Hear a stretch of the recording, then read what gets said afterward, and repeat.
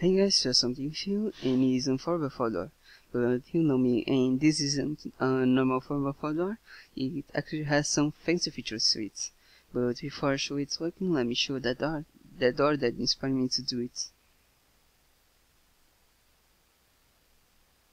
So this is the most simple door that was made by Smellan and TheGunMaster. And what's nice about this door is that it can handle multiple inputs. So you can use a button,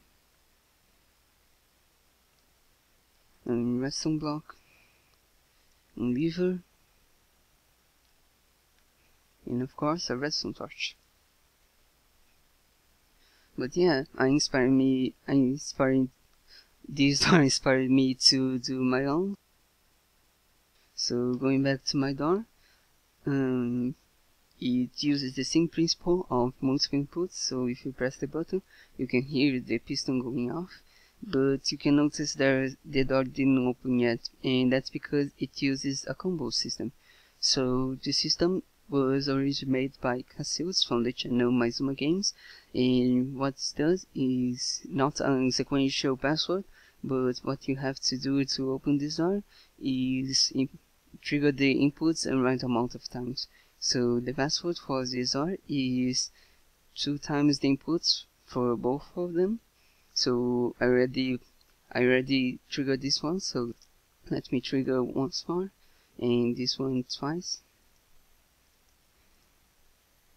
And you can see it opens, and also it's pretty fast.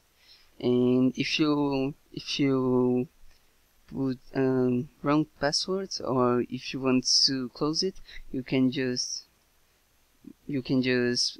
make it trigger the inputs once more, because it will reset the password thing. But yeah, now let's go with the redstone.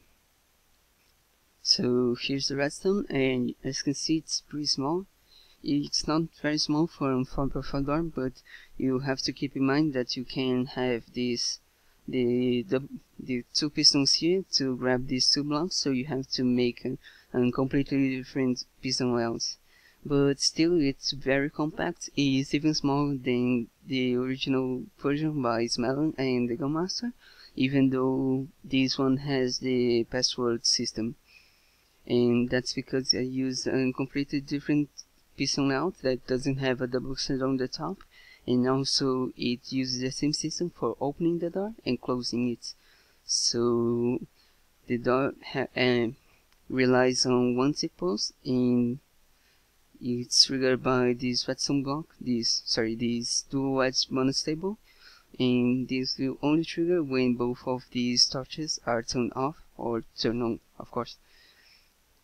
But what will happen is, every time you trigger the input, this piston or this one will go off and power this comparator, powering this dropper and making the items that are here go to the hopper that is locked.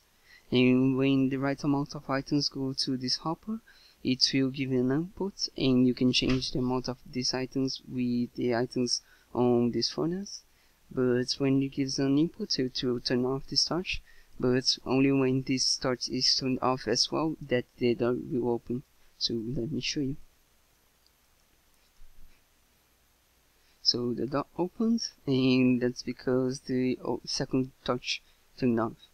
Now if you trigger the inputs more than the times it's needed, the last item will go from this chopper to this hopper, and what will happen is that this line will turn off and turning on this resetting line that will turn off this torch and allow the items that are in this hopper go back to the dropper, so it will reset the door. As you can see, like that. But yeah, I think that's basically it. I just want to say thank you for Chonps for showing me this password system, and also help me with with last version that I made of this door, because the last version that I made needed to have star block or non solid block on the wall, and I asked him to help me to try and take it off, but none of us could take off the redstone, sorry, the transparent block from the wall, so I decided to make a new door that was actually smaller than the previous one. So yeah, that's very nice. But thanks again for him, and yeah, I think that's basically it. I'll put the word down in the description if you want to check it out. And yeah, thanks for watching, and I'll see you next time.